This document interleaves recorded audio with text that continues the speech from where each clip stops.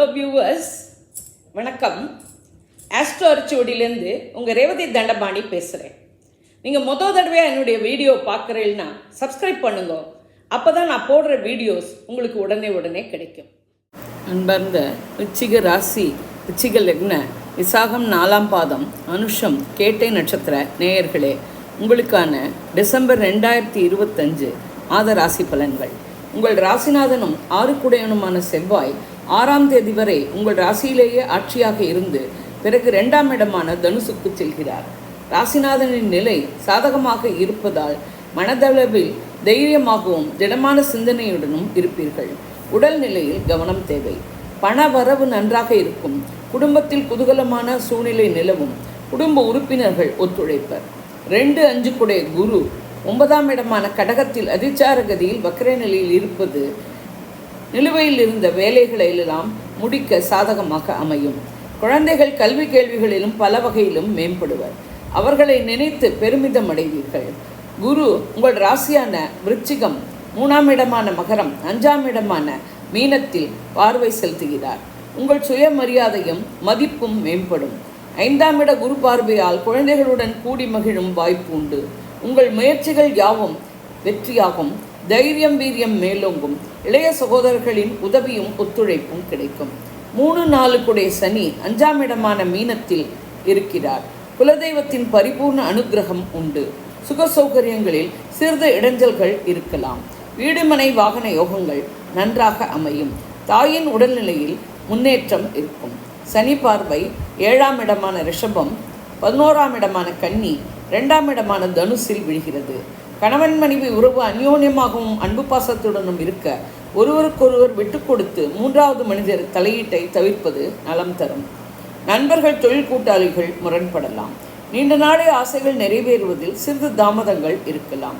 எதிர்பாராத லாபங்கள் கைக்கு கிடைப்பதில் தடைகள் இருக்கலாம். மூத்த சகோதரர்கள் முரண்படலாம். பணவரவு இருந்தாலும் அதற்கு தகுந்த செலவுகள் இருக்கும். 7-12 குடைய சுக்கிரன் உங்கள் ராசியான விருச்சிகத்தில் சஞ்சரிக்கிறார். கணவன் மனைவி உறவு சுமூகமாக இருக்கும். ஆனால் பிரயாணங்கள் அதிகமாக இருக்கும். விரயங்கள், அலைச்சல்கள் இருக்கும். தவிர்க்கவும் முடியாது. பெண்களின் தேவைகள் யாவும் பூர்த்தியாகும். பெண்கள் வீட்டிலும் அலுவலகத்திலும் முன்னேறுவர். கலைத்துறையினருக்கு சாதகமான மாதம். காதல் வாழ்க்கை சுமூகமாக இருக்கும். திருமணங்கள் ஏற்பாடு செய்து நடத்த உகந்த மாதம். 8-11 குடைய புதன் மாத ஆரம்பத்தில் 12ஆம் இடமான துலாத்திலும் பிறகு உங்கள் ராசியான விருச்சிகத்திலும் சஞ்சரிக்கிறார். மாணவர்கள் கல்வி கேள்விகளில் மேம்படுவர். உயர்கல்வியோ ஆராய்ச்சி கல்வியோ வெளிநாடோ மாநிலமோ சென்று படிப்பவர்களுக்கு அதற்கான வாய்ப்புகள் அமையும். 9 குடைய சந்திரன் 5ஆம் இடமான மீனத்தில் இருக்க மாதம் பிறக்கிறது. மனம் மகிழ்ச்சி பெருகும். 10 குடைய சூரியன் மாதம் முற்பகுதியில் உங்கள் ராசியான விருச்சிகத்திலும் பிற்பகுதியில் 2வது இடமான தனுசிலும் சஞ்சரிக்கிறார். தொழில், வியாபார, உத்தியோக வகையில் மேன்மையே. வேலை செய்யும் இடத்தில் உங்கள் செயல்திறனுக்கும் கடின உழைப்புக்குமான அங்கீகாரமும் பாராட்டும் கிடைக்கும். அரசியல்வாதிகளுக்கும் அரசாங்க காரியங்களுக்கும் இது சாதகமான மாதம். நாளில் இருக்கும் கும்பராகுவால் சுக சௌகரியங்களில் இடைஞ்சல்கள் வரலாம். 10ல் இருக்கும் சிம்மகேதுவால் தொழில், வியாபார, உத்தியோக வகையில் குழப்பங்கள், பிரச்சனைகள் இருக்கலாம்.